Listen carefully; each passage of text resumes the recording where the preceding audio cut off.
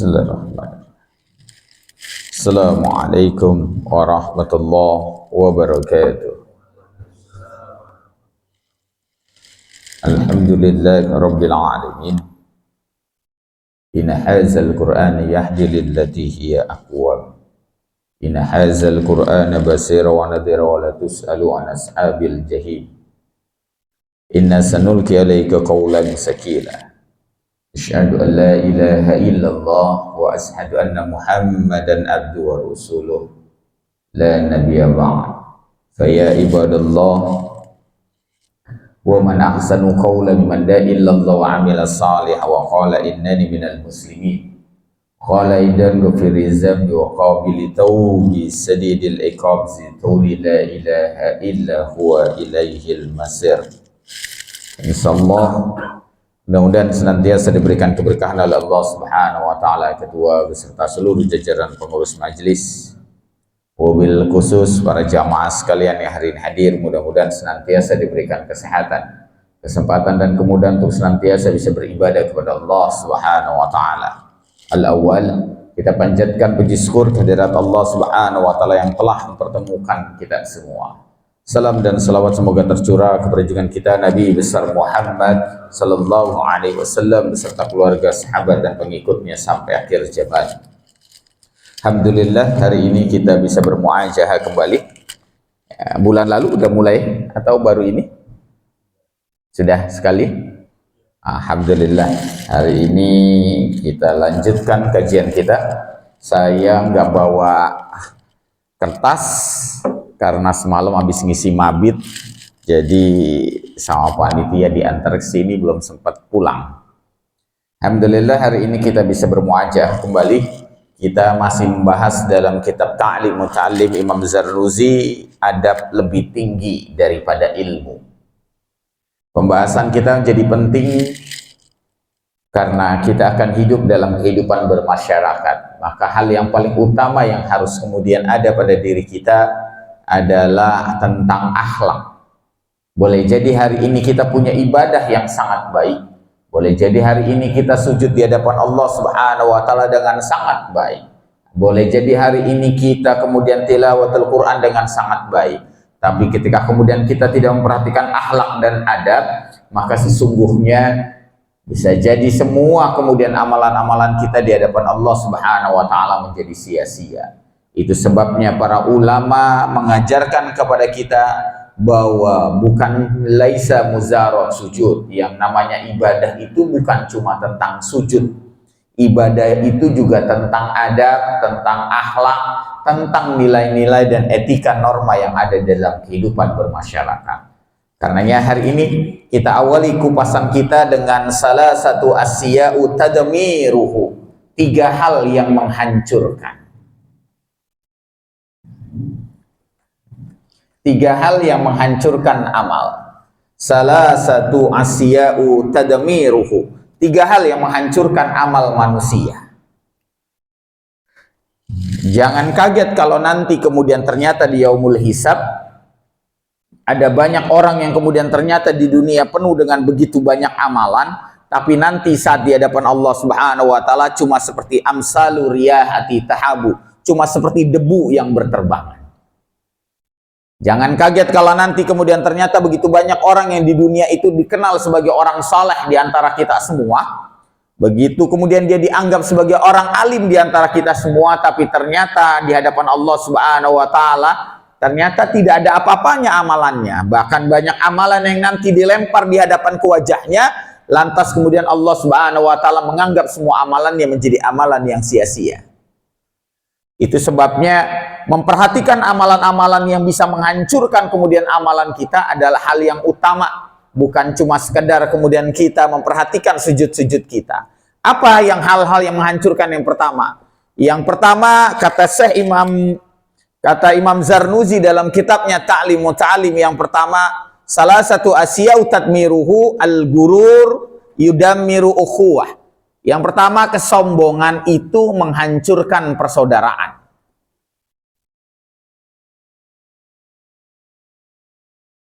Al-gurur yudammiru ukhuwah.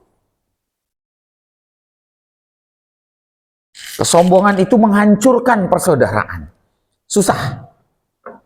Berhadapan dengan orang sombong, seperti apapun kita nggak akan pernah bisa nyatu hatinya. Susah ya? Susah banget, karena dia sudah meninggikan kemudian dirinya. Karena kesombongan, wajarlah kalau Rasulullah SAW memberikan ancaman dengan sangat keras. Yahsarul mutakabiruna yawmal qiyamah amsalu zuri fi suri zuri rizali yaksahumu zulu min kulli makan. Orang-orang sombong itu mengira kemudian bahwa dia amalannya setinggi kemudian gunung, tapi ternyata di hadapan Allah Subhanahu wa taala cuma sebesar semut, kecil. Sangat kecil.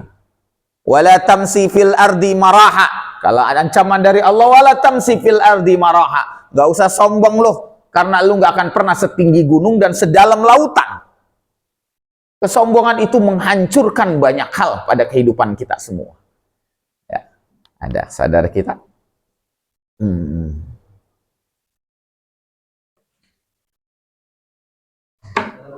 Assalamualaikum warahmatullahi. Ya, tafadhal. Ya. Share. Ya, udah. Ahlan wa sahlan. Waalaikumsalam. Ya. Jelis. Geser, Awang. Ya, geser lagi. Ya. Baik, kita lanjutkan. Kajian kita salah satu asya'u tadamiruhu. 3 hal yang bisa menghancurkan semua amalan-amalan kita. Rugi nanti kita. Kita sudah kemudian sholat, kita sudah sujud, kita sudah puasa, tapi apa seperti yang dikatakan Rasulullah? Berapa banyak orang yang berpuasa tapi cuma mendapatkan lapar dan dahaga. Berapa banyak orang yang sholat tapi cuma mendapatkan rasa lelahnya doang sama kapalan di kakinya. Berapa banyak orang yang kemudian tilawatul Quran tapi cuma merasakan kemudian lelahnya dia membaca. Itu sebabnya jangan sampai kemudian amalan kita hancur. Apa kemudian 3 hal? Yang pertama, al-guru yudammiru ukhuwah. Kesombongan yang menghancurkan persaudaraan di antara kita semua. Berhenti untuk sombong. Kata Imam Zarnuzi, sombong itu terbagi menjadi beberapa. Yang pertama, ada orang yang sombong karena badannya sehat. Gak usah sombong sama badan sehat. Lu penyakitan banget, gak usah. Gak usah ngomong ke istri, lu sakit melulu, capek gua ngelihat lu. Ada tuh laki yang begitu. Ntar giliran dia sakit dibalesin. Lu juga sakitan mulu? Gak usah. Badan sehat itu adalah nikmat dari Allah Subhanahu wa taala, bukan untuk disombongkan. Jadi nggak usah sombong. Nggak usah ngomong lu minum amodipin mulu lu. Udah sore diikat sama kande sartan terus. Besok lu kemudian gula makan metformin. Waduh, terus dia begitu terus tuh. Hati-hati. Orang yang sombong kemudian terhadap dengan badannya yang sehat, makanya jangan heran ada orang yang merasa kemudian risih, dia sakit-sakitan mulu, nggak mau gabung dengan itu. Karena orang yang sombong merasa dirinya sehat, sehingga dia tidak mendoakan orang yang sakit di tengah kita semua. Berhenti dengan badan yang sehat, dengan sombong yang sehat. Yang kedua, nasab. Ada orang yang sombong dengan nasabnya. Gua anak kiai loh, gua anak habib loh, gua anak ustadz loh, gua anak pejabat loh. Makanya jangan heran media sosial akhirnya memperlihatkan bagaimana orang yang kemudian punya nasab itu kadang sombong pada orang lain. Bapak gua tentara, main tilang aja lo. Rabe tuh. Udah jelas dia salah. Nasab itu makanya jangan heran. Nasab itu gak akan menyelamatkan antum semua nanti dalam kehidupan akhirat. Bahkan kemudian nanti para keturunan-keturunan Rasulullah SAW nanti akan banyak juga yang nanti ditempatkan di dalam neraka. Karena mereka tidak maksum. Mereka tidak terbebas dari kesalahan. Akan banyak juga anak-anak kiai, anak-anak ustadz yang akan ditempatkan ke dalam neraka. Jangan lupa bahwa bapaknya kemudian Nabi Nuh alaihissalam ditempatkan di mana? Di neraka. Jangan lupa bahwa istrinya Nabi Nuh alaihissalam ditempatkan di mana? Di neraka. Jangan lupa anaknya kemudian Nabi Nuh ditempatkan di neraka. Jangan lupa ayahnya Nabi Ibrahim alaihissalam ditempatkan di neraka.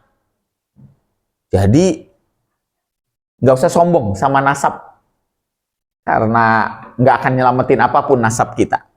Orang tua kita yang kiai, kita belum tentu jadi kiai. Belum tentu. Walaupun ada yang ngomong biasanya kalau anak kiai mah awal-awal doang bandel, ntar mah jadi kiai kagak juga. Enggak juga. Iya, kalau Allah masih kasih keselamatan, kalau tidak berabe. Cuma bedanya barangkali anak-anak para guru kita nggak berhenti memanjatkan doa agar anaknya menjadi anak yang saleh dan saleha. Bedanya di situ. Bedanya di situ. Kadang kemudian anak-anak yang bukan kiai, kadang dia sudah nyerah berdoa. Gua nyerah ngelihat anak gua begini. Tapi kalau anak-anak para kiai, anak-anak para ustadz, orang tuanya nggak pernah berhenti berdoa. Nah, doa itulah yang kemudian menyelamatkan mereka, bukan karena nasabnya. Yang kedua, yang ketiga, orang sombong itu ada yang karena hartanya. Padahal kalau orang masuk surga karena harta, maka berarti yang paling pertama masuk pasti Korun. Tapi Korun ternyata masuk ke dalam neraka. Berhenti untuk sombong terhadap harta, karena sesungguhnya engkau gak akan pernah kemudian membawa harta tersebut. Jangan lupa, orang miskin dan orang kaya pada saat di yaumul hisab bandingnya 1 berbanding 500 tahun. Lama banget pengadilannya. Nah, maka orang kaya itu paling lama pengadilannya. Paling lama. Kasihan orang kaya yang lain sudah masuk surga, dia masih aja disidang terus.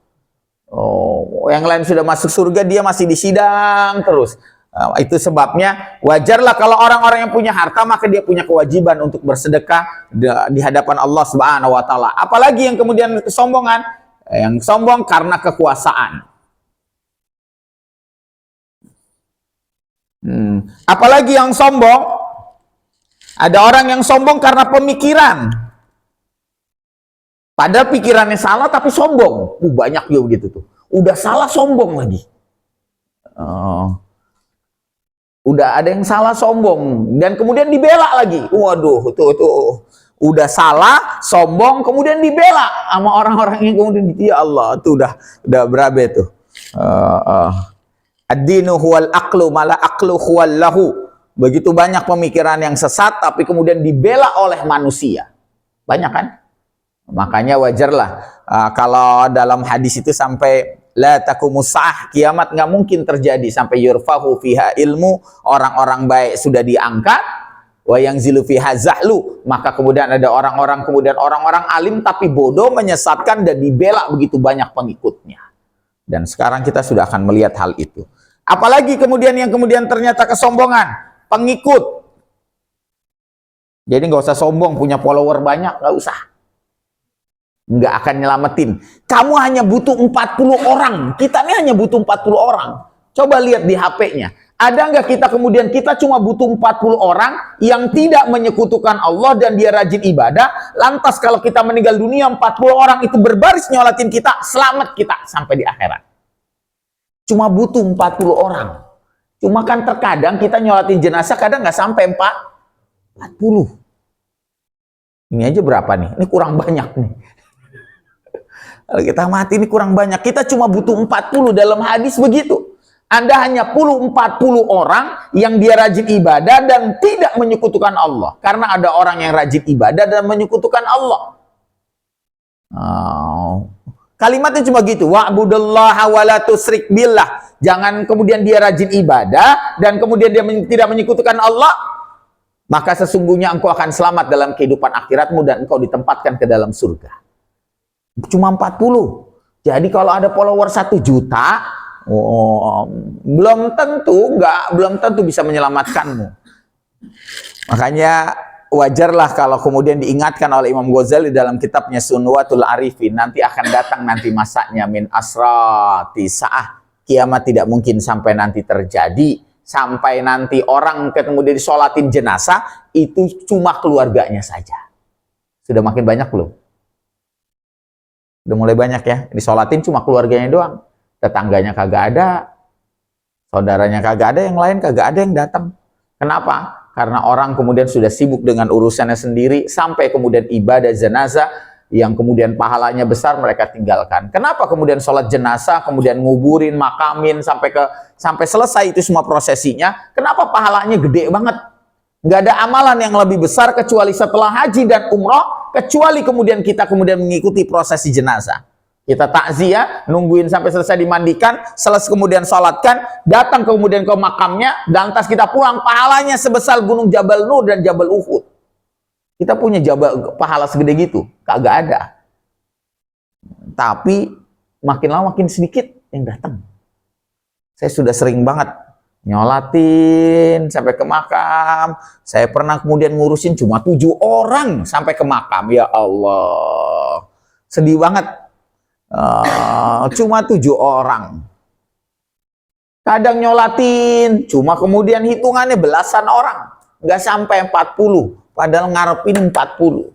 Maka berdoalah sama Allah bahwa kita nanti kalau meninggal dunia, yang datang kemudian lebih dari kemudian 40, dan lebih itu kalau ada 40 orang, maka cukuplah bagi kita untuk bisa ditempatkan ke dalam surganya Allah Subhanahu wa Ta'ala, karena cuma butuh 40 orang. Kita hanya butuh 40, percuma kalau jutaan. Kalau ternyata dari jutaan, ternyata para pelaku menyekutukan Allah Subhanahu wa Ta'ala, selesai sudah kita semua. Apalagi pengabdian. Gua udah ngabdi nih di masjid ini, musola ini udah lama. Oh, ada kan yang begitu? Gua senior, lihat aja, gua dulu rambutnya hitam sampai putih gitu. Sombong banget lu rambut putih doang. Ada yang sampai begitu.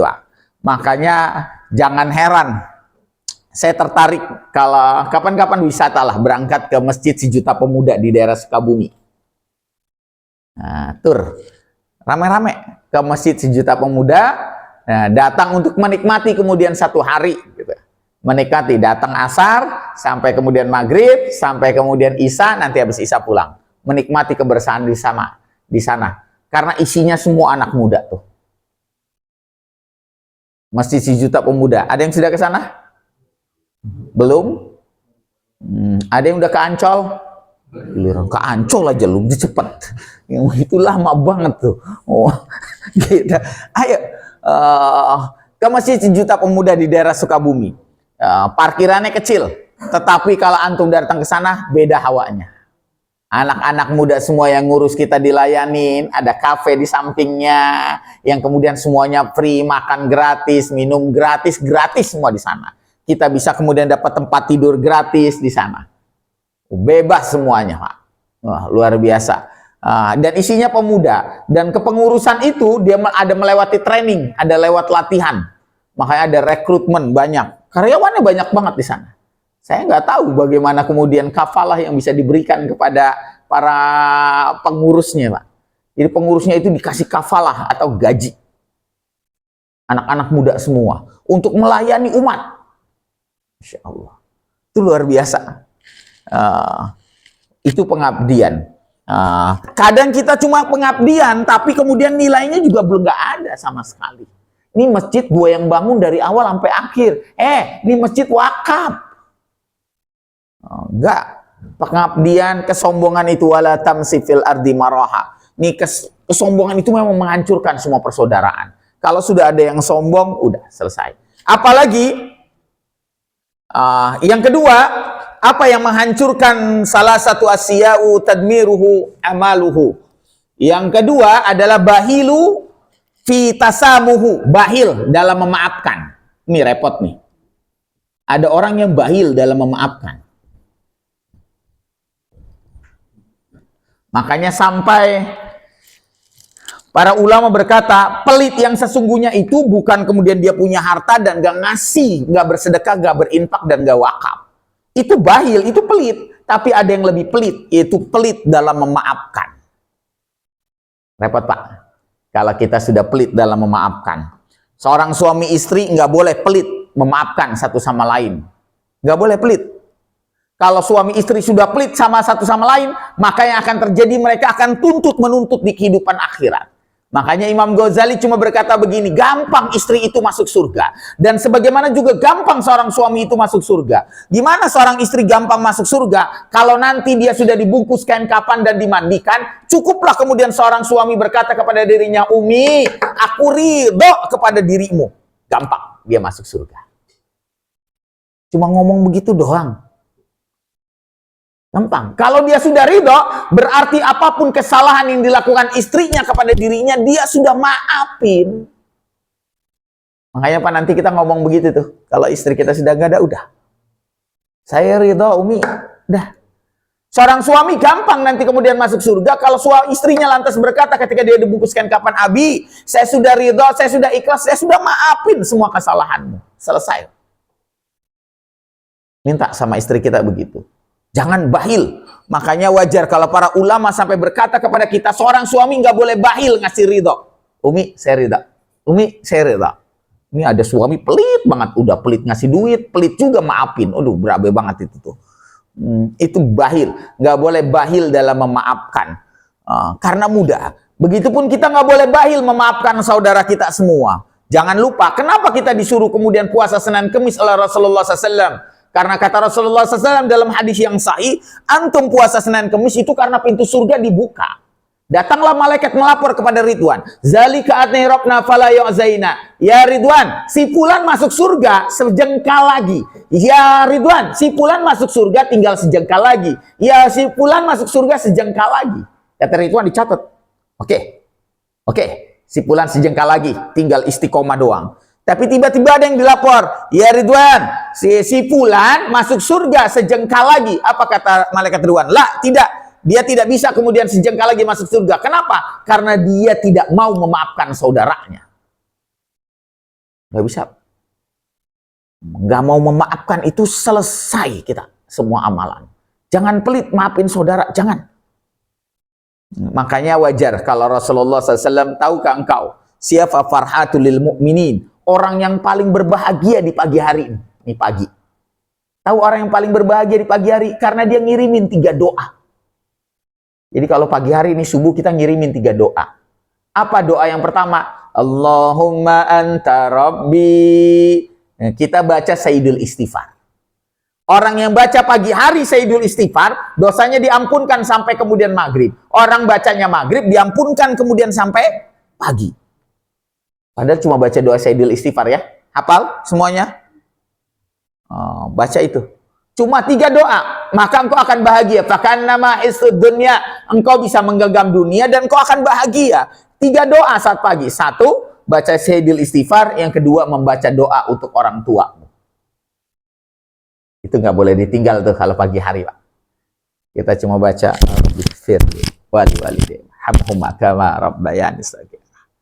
cuma baca. Maka sudah, kita akan bahagia karena kita akan mengingat terus orang tua kita. Dan yang ketiga, jangan lupa kemudian membaca doa untuk saudaramu, engkau memaafkan dirinya dan engkau meminta maaf untuk dirinya. Allahumma fir jami'an ma madha min kulli zambi. Ya Allah, kalau saya punya salah dengan si fulan, saya minta maaf ya Allah. Dan kalau si fulan ternyata punya salah kepada saya sudah maafin ya Allah. Insya Allah, doa di pagi hari, Pak. Nah, kita minta doa saja, bahasa Indonesia. Ya Allah, kalau saya punya salah dengan si fulan, saya minta maaf ya Allah. Tapi kalau si fulan punya salah dengan saya, ya Allah, saya sudah maafkan semua kesalahannya. Bapak hatinya akan lega, hatinya akan lapang.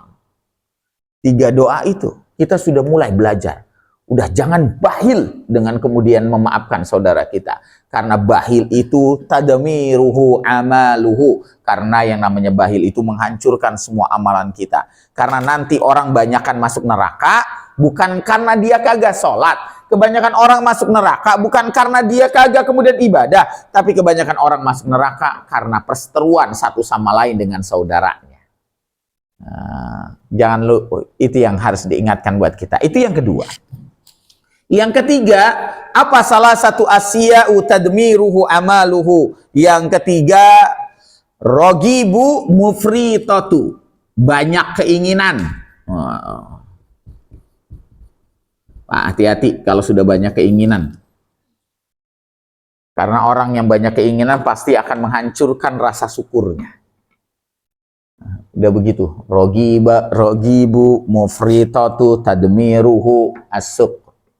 Kalau orang yang sudah banyak keinginan pasti akan menghancurkan semua rasa syukurnya. Syukurin, Pak. Asalkan kita kemudian kalau kita ada istri, karena salah satu asya'u annallaha, salah satu nikmatu arwau ilal basaru. Kata Rasulullah, asal engkau kemudian sudah punya 3 ini, udah bahagia banget hidup lu di dunia. Apa yang 3 bahagia itu? Yang pertama, iltaqa rafiqatu ar-ruh. Kita punya istri udah bahagia tuh, Pak. Bahagia, Pak. Punya pasangan hidup itu udah bahagia banget. Udah, nggak usah mikirin. Saat istri saya pendek, hitam, jelek, bau ketek, bengek, nggak usah mikirin itu. Oh, bisa amat itu. Nggak usah. Nggak usah. Punya pasangan itu hidup itu bahagia karena nanti akhirnya yang mengukur kemudian kenikmatan kemudian berpasangan dalam hidup itu adalah ketika kemudian kita sakit dia nyayangin kita. Ketika kita kemudian sudah senja, dia tetap bersama kita. Ketika kita tidak punya apa-apa, dia nyayangin kita. Maka dia mengalahkan semua kecantikan, mengalahkan kemudian semua keindahan. Ya. Makanya kalau kita udah punya istri sayang banget sama kita dalam keadaan apapun, dia sudah mengalahkan semua kecantikan yang dimiliki wanita manapun. Karena makanya itu, nggak usah banyak keinginan. Kalau kita sudah punya 3 itu, salah satu nikmatu arwau ilal basaru, sudah ada 3. Yang kedua, kana maudu, memiliki keturunan. Kenapa kemudian kau harus bahagia memiliki keturunan? Ada yang doain gua nanti, ada yang bisa rawat saya nanti, ada yang bisa jagain saya nanti. Bagaimana dengan orang yang tidak punya keturunan? Maka habiskan dirimu untuk banyak kegiatan agar engkau tidak bersedih kalau hari ini Allah tidak berikan amanah kemudian keturunan pada dirimu. Banyakin kegiatan sosial, mengasuh anak yatim, ngangkat anak angkat. Masih banyak yang bisa kau. Yang ketiga, ma'al jamatus sholih. Kalau engkau masih bisa duduk seperti ini dengan orang-orang baik di dalam majelis ilmu dan lain sebagainya, maka kita sesungguhnya sudah bahagia.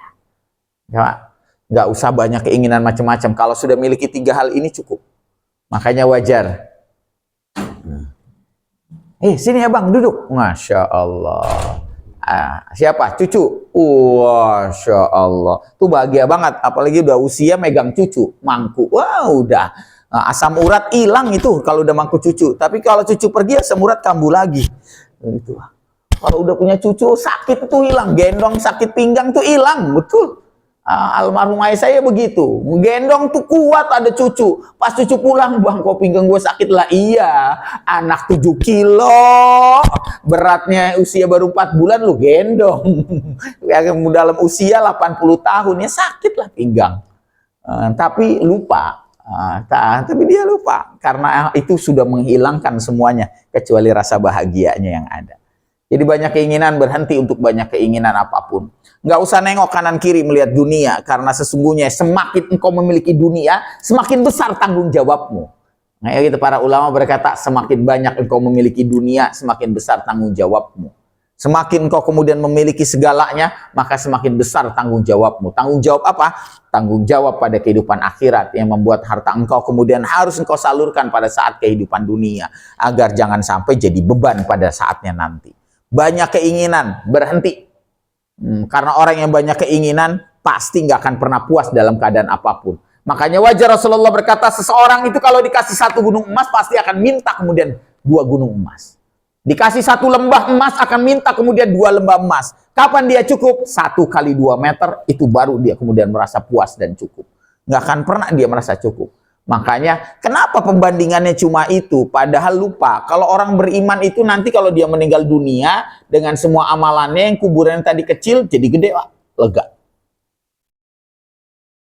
Itu sebabnya baroza yubrizu. Yang namanya baroza, alam barzah itu memang sempit, tapi bagi orang beriman nanti jadi sangat lega kalau dia sudah masuk ke dalam kuburnya. Sangat lega. Untuk apa? Untuk ngasih kegambaran. Makanya orang beriman itu, Pak, punya 2 sifat kalau menghadapi mati. Kita nih orang beriman, kita mudah-mudahan punya 2 sifat. Kalau menghadapi kematian itu cuma punya 2 sifat. Sifat yang pertama adalah takut, yang kedua sifat kedua adalah senang. Mudah-mudahan kita begitu, Pak. Menghadapi mati itu 2 sifat. Takut apa? Takut kalau amalnya kagak cukup. Nggak boleh kemudian yang disebut, yang termasuk salah satu syirik asgor, syirik kecil, adalah orang yang takut mati, karena gimana nanti kalau saya mati, anak saya sama siapa? Mereka makannya makan apa? Istri saya gimana nantinya? Gimana keluarga saya kalau saya meninggal dunia? Itu syirik, Pak. Asgor, meskipun kecil. Kesannya bahwa Allah nggak akan mencukupi. Cukup, Pak. Cukup. Mencukupi. Oh, saya punya, di lembaga saya punya, kemudian lembaga saya punya anak asuh. Nah, itu bapak ibunya sudah nggak ada. Dia bertiga. 3 anak ini usianya, 1 SMP, satunya SD, dan satunya belum sekolah. Kecil. Dia nggak mau tinggal di lembaga. Nah, kalau kita nyebutnya rumah anak yatim gitu. Dia tinggalnya di rumah bertiga. Tinggalnya di rumah bertiga, bapak ibunya meninggal karena kecelakaan. Dia cuma bertiga. Uniknya lagi, bapaknya itu dia anak satu-satunya. Sementara istrinya adalah cuma 2 bersaudara, dan 1 saudaranya udah meninggal dunia. Dia meninggal habis, terputus, Pak. Uniknya lagi, kakek neneknya sudah pada kagak ada. Udah. Kita sudah nyuruh dia tinggal, nggak mau. Kami biar di sini aja, Pak Ustadz. Tapi ternyata Allah mencukupi semua kebutuhannya. Dan dia masih bisa sekolah dengan sangat baik ketiga-tiganya. Jadi saling ngurus aja tuh satu sama lain, Pak. Kita kalau melihat, Masya Allah. Kenapa kemudian cukup? Walahu masakana fil laili wan nahari wa huwa samiul alim. Karena Allah memang yang memelihara dan menjaganya pagi, siang, sore, dan malam. Itu keyakinan orang beriman. Kita kalau ngelihat dia bertiga, ya Allah. Makanya tiap bulan kita selalu ngirimin buat dia paket sembako, dan kemudian uang saku buat dia sekolah. Lembaga kita ngirimin gitu saja. Sedih banget. Kalau Bapak mau, kita jenguk dia, waduh, nganterin bantuan untuk dia, Masya Allah. Dan anaknya rajin-rajin ibadah banget. Setiap kali kajian lembaga, dia selalu datang bertiga. Bertiga aja datang. Naik Grab gitu, Pak. Masya Allah. Tuh udah. Ya Allah. Allah cukupin, Pak. Allah nggak pernah kemudian membiarkan hambanya terlantar sedikit pun. Allah cukupin itu semua. Jadi berhenti terlalu banyak keinginan. Semakin banyak keinginan, makin tersiksa hidup kita. Semakin banyak kemauan, makin tersiksa hidup kita. Cukupi. Kalau hari ini kita punya kemudian rumah segitu, ya segitu. Mungkin saya pernah cerita, saya punya seorang kawan, anaknya 8, tinggalnya di Blok K, Kunciran. Dia PNS. PNS gampang nggak Pak dapat rumah? Gampang ya? Apa yang digadein? SK. Pokoknya baru diangkat PNS, SK-nya udah hilang aja dari rumah. Dia tinggal gadein SK untuk kemudian beli rumah, gampang, cicil. Tapi ternyata dia nggak mau itu gadein SK. Dan dia tetap tinggalnya di kontrakan 8. Tahu Pak jawaban dia apa? Dia bilang kepada saya begini, antum kenapa nggak ngambil rumah? Rumahnya cuma tipe 36 dia ngontrak. 36 itu rata-rata berapa kamar, Bapak? Paling 2 gitu ya, mentok. Anaknya 8. Jadi bisa bayangin ikan pepes. Kalau saya datang ke rumahnya udah nggak ada TV. Rumahnya nggak ada TV. Ngampar aja Pak pakai karpet. Kasurnya yang digulung. Jadi bukan kasur permanen. Kasurnya digulung, digelar, buka lagi. Gelar, orang 8 anak. Lantas kemudian dibilang, kenapa antum kemudian tidak beli rumah? Antum kan PNS. Jawabannya Pak, luar biasa. Dia jawab, rumah bagi orang tua adalah di hati anak-anak saya. Masya Allah. Rumah kita Pak sesungguhnya ini di hati anak-anak kita. Percuma kamu nanti beli rumah, lantas kemudian anakmu kemudian tidak menjadikan hatinya untuk rumah bagi ayah dan ibunya, maka kita seperti nanti murafikatan wahidanan. Saat senja kita cuma merasakan kesedihan dan kesepian. Kemudian anak kita begitu Pak, menjadikan rumah hatinya untuk kita. Sehingga dimanapun dia berada, dia akan ingat sama ayah dan ibunya. Mak tinggal sama saya aja, ayah tinggal sama saya saja. Kalaupun ternyata kemudian kita beli rumah, itu cuma bonus bagi dirinya. Tapi kalau ternyata tidak, setidaknya kita tetap ada di hatinya. Nanti kalau anak kita kemudian ternyata nggak punya rumah dan dia ngontrak, tapi kemudian tetap mengajak kemudian ayah dan ibunya untuk tinggal bersama dirinya, untuk menjaga dan merawatnya. Oh, itu jadi renungan buat kita. Nah, bahkan dia ngomong begini, saat kalau saya nanti punya rumah, rumahnya besar karena anak saya 8, saya fokus kemudian itu nanti saya cuma fokus kemudian ngurusin rumah sampai lupa kemudian mendidik anak-anak saya dan menempatkan di sekolah terbaik untuk dirinya. Itu jadi renungan buat kita. Kita sampai terkadang sibuk, gue pengen punya rumah tapi lupa menjadikan hati anak kita rumah untuk dirinya. Mudah-mudahan kita punya anak begitu, Pak. Ya, anak-anak kita rumah. Karena nggak ada yang paling sedih. Karena orang tua tuh kadang akhirnya mikirnya begini, Pak, kalau sudah senja. Ini sebenarnya ungkapan kesedihan dari orang tua. Gua nanti kalau sudah tua, gue pengen tinggalnya di kampung aja deh. Ada ngomongnya begitu kita, Pak, ya. Saya juga udah ngomong begitu. Ntar kalau saya sudah senja dan sudah tua, gue pengen ngambil rumah tinggalnya nanti saya pengen di kampung. Saya punya guru di Purwokerto. Guru saya sudah nawarin, guru saya nggak punya anak. Nikah, tapi kemudian ternyata nggak punya keturunan. Ditawarin suruh nikah lagi, nggak mau. Dia udah, saya sudah usia, padahal istrinya sudah supaya bisa punya anak, tapi nggak mau. Dan nggak punya anak, saya udah ditawarin, saat nanti kemudian tinggal di sini aja kalau udah senja. Gantiin abah untuk tinggal di sini untuk kemudian ngurus kemudian pesantren Kobongan. Dia bukan pesantren SD, tapi Kobongan. Cuma belajar baca kitab aja. Nanti gantiin abah untuk di sini. Saya udah mikir-mikir, insya Allah, bah, kalau sudah senja pengennya gitu. Kadang kita begitu, Pak.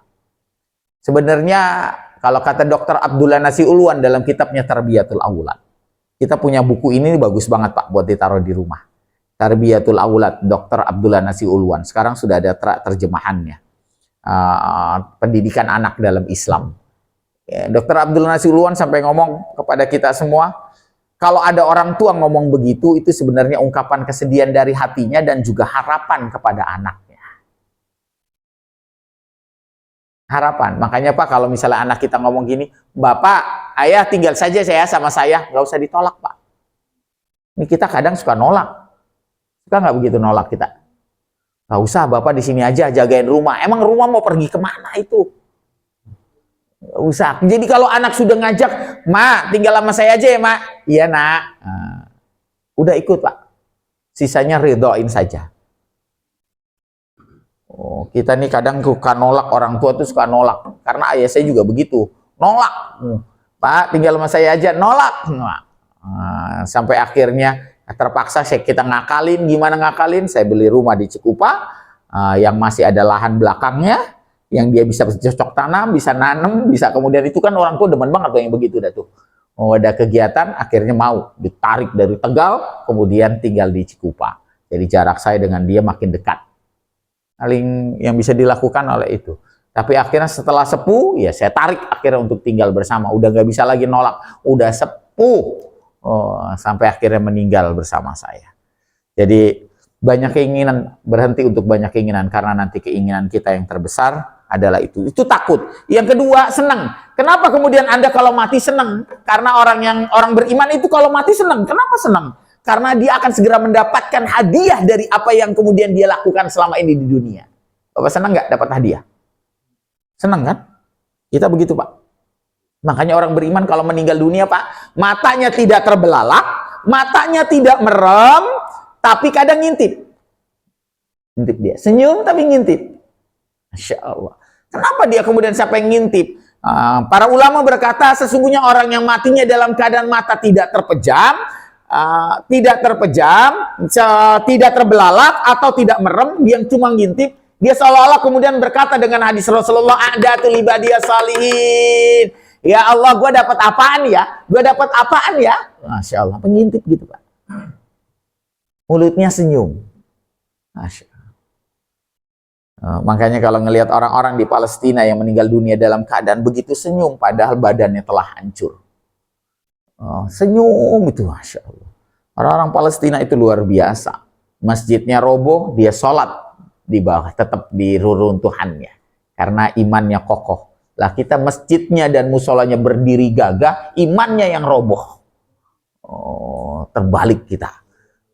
Iman yang roboh. Kadang masjidnya dirobohin lagi, Pak. ngebangun lagi. Kita ngebangun lagi, sedih banget. Masjid dekat rumah saya di Cipando Makmur, Masya Allah, dirobohin lagi. Ramadan belum selesai, kita sholat di bawah tenda, hujan-hujanan, aduh ruwet banget. Kenapa harus diroboh?